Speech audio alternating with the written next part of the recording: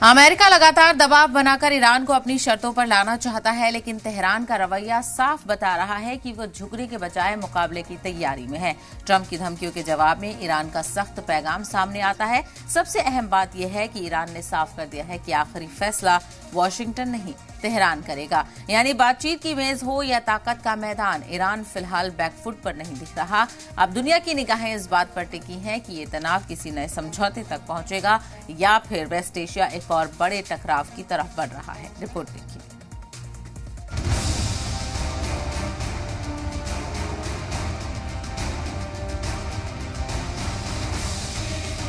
Waste Asia में एक बार फिर सियासी और जंगी दर्जा हरारत उरूज पर है, लेकिन इस बार हालात कुछ बदले नजर आ रहे हैं, क्योंकि दबाव अमेरिका बना रहा है मगर हावी ईरान दिखाई दे रहा है। 3 महीने की तनातनी, धमकियों और बैकडोर बातचीत के बाद अब डोनाल्ड ट्रंप का नया बयान दुनिया की निगाहों का मरकज बन गया है। ट्रंप ने साफ कहा कि उन्होंने अपनी टीम को ईरान के साथ किसी भी डील में जल्दबाजी न करने की हिदायत दी है। यानी वो अमेरिका जो हमेशा अपनी शर्तों पर फैसले मनवाने का दावा करता था, अब खुद वक्त लेने की बात कर रहा है। सोशल मीडिया पर ट्रंप ने एक मिसाइल से लेस फाइटर जेट की तस्वीर शेयर की। मिसाइल पर लिखा था, thank you for your attention to this matter, यानी खुली धमकी, खुला दबाव।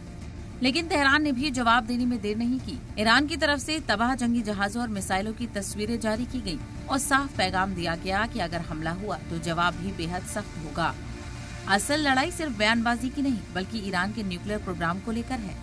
अमेरिकी रिपोर्ट्स में दावा किया गया कि मुमकिन समझौते में ईरान एटमी हथियार न बनाने का वादा करेगा, लेकिन तेहरान ने इन खबरों को फौरन खारिज कर दिया।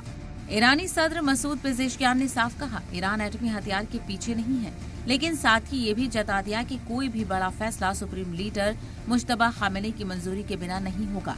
यानी आखिरी फैसला तेहरान में होगा, वॉशिंगटन में नहीं।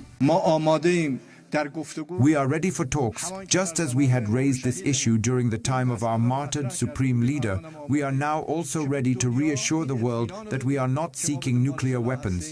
We are not seeking instability in the region.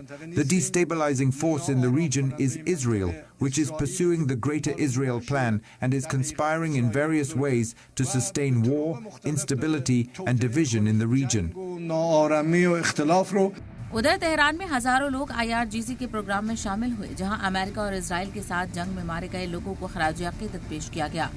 इस पूरे प्रोग्राम ने ये दिखा दिया कि ईरान सिर्फ डिप्लोमेसी की मेज पर ही नहीं, बल्कि सड़क से लेकर सत्ता तक एकजुट नजर आ रहा है। यानी तस्वीर साफ है, अमेरिका दबाव और पाबंदियों के जरिए ईरान को झुकाना चाहता है, लेकिन तेहरान न सिर्फ डटा हुआ है, बल्कि हर धमकी का जवाब भी उसी अंदाज में दे रहा है। और फिलहाल इस सियासी मुकाबले में ईरान का पलड़ा भारी दिखाई दे रहा है। ब्यूरो रिपोर्ट, सलाम टीवी।